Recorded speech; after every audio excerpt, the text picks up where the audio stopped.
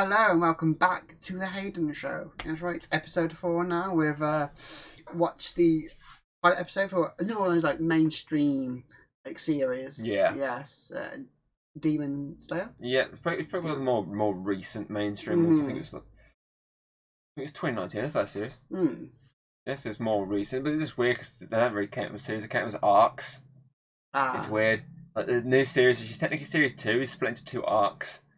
Mugen Train arc, and then it's the Entertainment District arc. Yes, that's the arc I'm currently on. And depending, it's like 4 or 5 arcs left, and that's it. That's all the arcs done. But yeah, it's weird. They do it weird, but yeah, it's series 1, episode 1. Yeah. Phone's going off. I think it's Cruelty. Cruelty, yeah. Of Demon Slayer. Yeah, it's quite a good pilot. Straight into it. Like the start, it's pretty much. It starts off with like him carrying his sister. Obviously, he says he's a big brother, and it's like a bit of like what the fuck's happening, what's going on, and it goes back into like a sort of like a day before, and it's more of like a quite a joyful, like serene kind of like start. It's like all happy and all family and all cutesy and stuff. They go to the town, it's all happy, and everyone's like, "I need to help," and it's very like it's like serene. That's the best I'd say. It's calm, and then it starts going a little different when he goes back. It starts going darker, and it's like, yes, he's going to stay with this random. It's an old man. This nonsense of an old man. Go stay with old bloke while the storm passes before going back up again. Storm/Nightfall. It's quite dark. Yeah, but I have my nose, so I can get up the mountain. Okay. Because for these reason, this guy's got a very good sense of smell. I smell blood. Does that even get referenced? Like, is that like get explained? I can't remember if it does or not. I know he's got a really hard head as well. Head's rock solid. He can just headbutt people and knock everyone out. There's a whole like thing. He's got a really hard head and a really good nose. Is it something like they aren't human or something? Chris said he's human. I'm pretty sure. He's just got a really rock solid head for some reason. Okay. And a really good sense of smell. Yeah. Yeah, it's got a lot of questions. Obviously, at the start, like it gets all calm. Then it goes. This old guy mentions like there's demons out there. Yeah. It's quite clear from this isn't common knowledge. Like he doesn't know he doesn't believe in what he's saying. And obviously, when he goes to back home, he sees basically his whole family is dead. And like he didn't think it's a demon. He thinks it's a bear. A bear sneaked in, couldn't find shelter, so obviously tried to get in here. Yeah. Saw people and killed someone. That's what the guy thinks. Obviously, he sees his sister as the only one that's warm, barely alive. Yeah. Barely alive. So he takes her and goes. And then we basically cut back to the beginning. Yeah. Whereas he's running away trying to get help. Yeah. Thinking, she needs to be healed. Needs some kind of doctor. Let's try and get away. Then obviously we see, someone else is following. Yeah, our first Demon Slayer. Yeah. Who's actually voiced by Johnny Youngbush, who played Adam in Power Rangers in the original series. Of course, Power Rangers, the one thing. He also voiced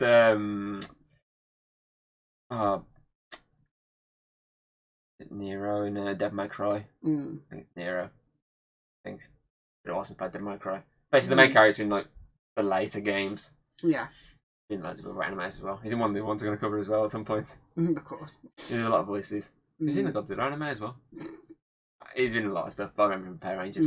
But yeah, you get our first instance of a Demon Slayer, and basically it's the knowledge of, they hunt demons, they kill demons. That's their job, is to make sure the demons aren't killing people, which he's kind of useless because, as he says himself, I'm a day and a half behind.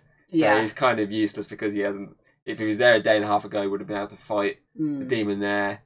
And yeah, it's obviously very vague compared to a lot of the ones we've seen so far. It just gives you the idea of demons, the Demon Slayer. That's it. There's not much knowledge to it that you need to know.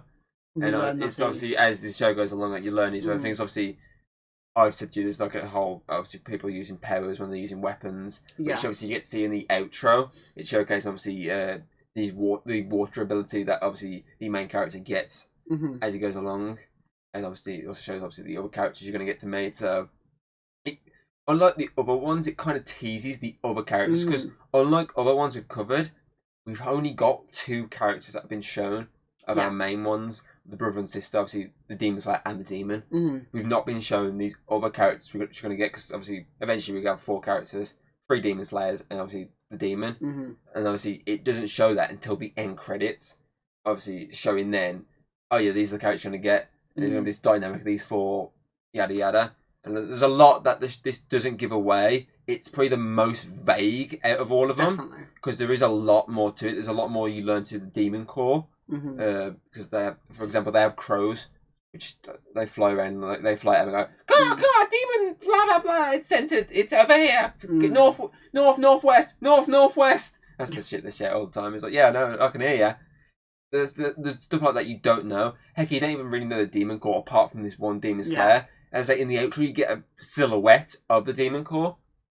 Heck, that Michael Jackson motherfucking lookalike. That's like the biggest like demon. That's the alpha demon, which you don't know in this episode. You've not met him, and you'll learn more about him as you go along. And there's more to do with what's happened here. It's all linked. I mean, you don't even know if the demons are intelligent in the first episode.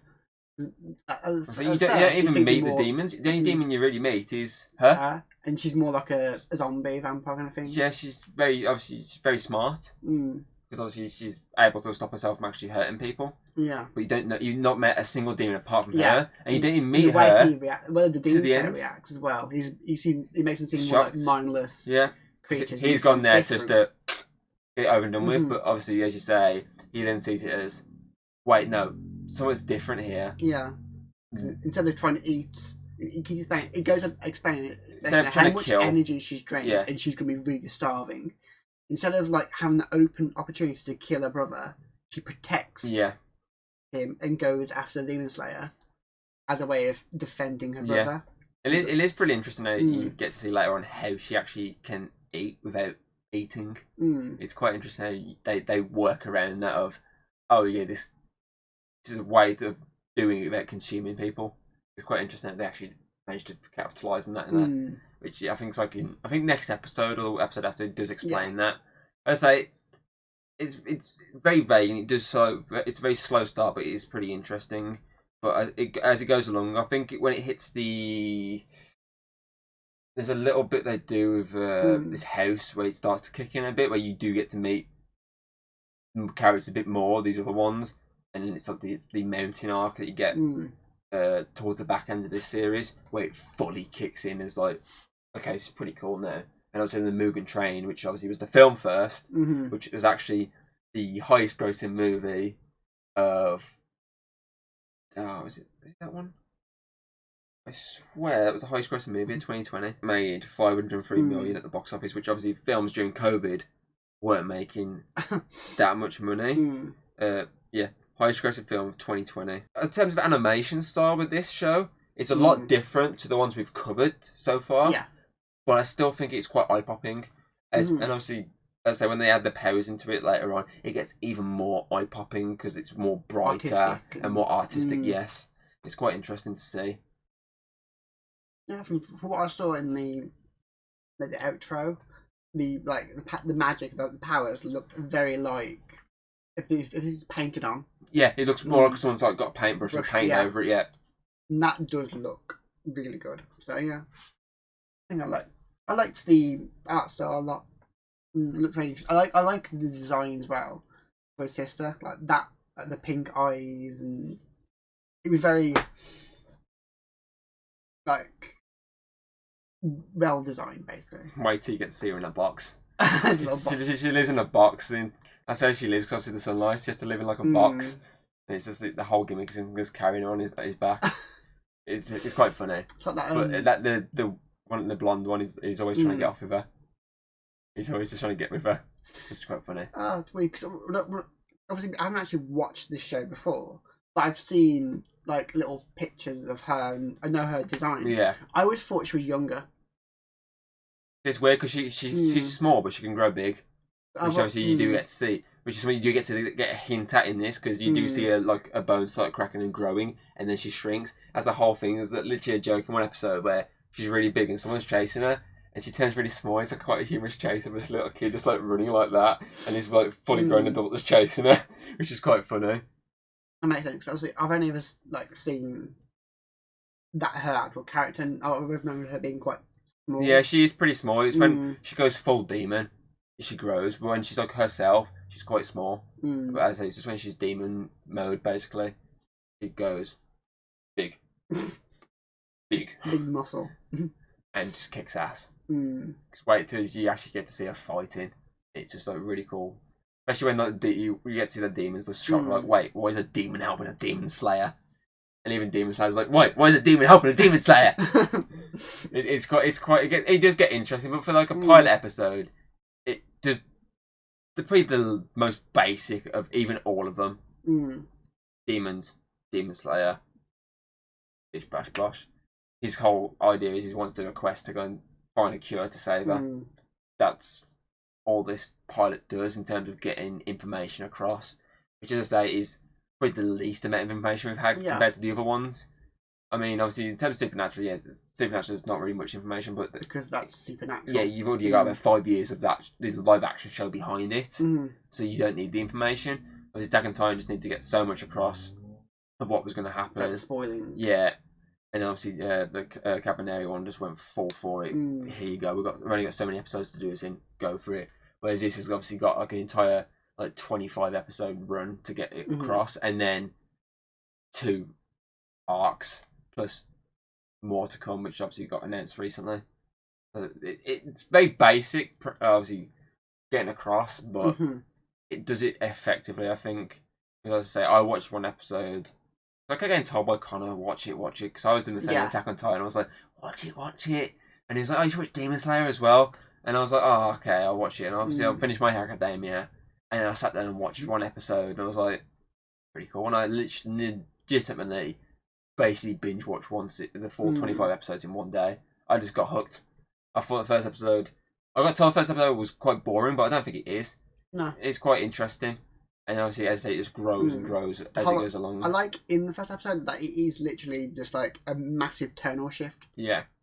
Straight from the murder, that's when it goes much more darker and intense, and just it's more light, hearted, yada yada yada, and then it's just like really dark. And you're like, oh it's like shit, the entire family's dead. And so, whereas you look at something like Attack on Titan, even though it's slightly light-hearted at the start, it's still a bit depressing. Like the family's like, oh, you're not becoming like, you're not going to fight them. You're not into this. It's still dark there, but whereas this is like, oh no, your family, yeah. I'm gonna go help my family. Happy and joyful, because the whole idea is not many people know.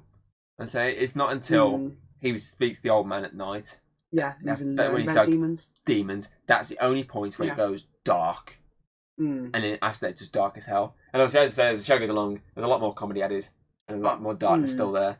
It mixes it, which does it well. Whereas most, obviously, as I say, Attack on Titan stays more dark as it goes along. Bits of comedy, not too much. My Hero's more comedy. Yeah. Whereas this does well at sort of juggling its comedy and its horror elements, which is pretty good. And as I say, there's a lot of character building. Whereas this first episode, bit like fucking obviously Attack on Titan again. Yeah. Main character just shows their main thing. They want to help. It's the setup. Yeah, it's just basic. Setup. You see, obviously, her becoming. She's a demon now, and it sets up the concept of the demon slayers, and go into full detail. Makes you want to know more. You want to add more questions like, what the fuck is this like demon slayer guy? How did he become demon slayer? You want to know how does the main character become a demon slayer, and want to know more about her. Why is she saying when this guy says none of them are? You want to know more. It leaves you with a lot of questions, which you want after a pilot episode. You want these questions because that'll draw you back to want to see them answered, which it does, because as there's a lot of questions, as you've just clearly pointed out, many fucking questions that you want to see answered, which obviously you get to look. You want to come back to the next episode to see that, as the next episode I believe is when he's getting trained by the old man. And obviously it's a little while before you get to see how you become a demon slayer. And what that means. Yeah, and what that title means. And how do people react to that notion of demon slayers. So that's something you get to learn as you go along, which is pretty cool. Yeah, it's very. It makes me want to watch more, definitely. Which is, again, what we need from a pilot. Yeah. You don't want, like, the entire pilot to basically have all the answers straight away, because then you're like, what's the fucking point of watching the rest of the show then? Of know everything. Yeah, definitely. It helps you at least set the setup, gets you a little bit more interested in the characters themselves. So it's quite. It does your job very well. Exactly. Yeah. Okay, and so what would you give this? I think I'm a little bit more interested in this than I was for Attack on Titan the other ones, because them two were very good. I'm a little bit more interested in the idea, the concept of it, because I liked the fact you like demons and shit like that. Yeah, that sort of helps. I want to know more about them. You know, it's more interested than the others. I was before. I was interested in Attack on Titan than the other one, but this one's more like I definitely want to see this. So I'd probably say I'd give it just. I say 87, just below Supernatural. As I said, that's pretty simple. And obviously, Supernatural is still number one. Obviously, Demon Slayer slots into second place, which means Attack on Titan drops into third. Obviously, Cabaneri then dropping into fourth. And we have one more before we hit the halfway point.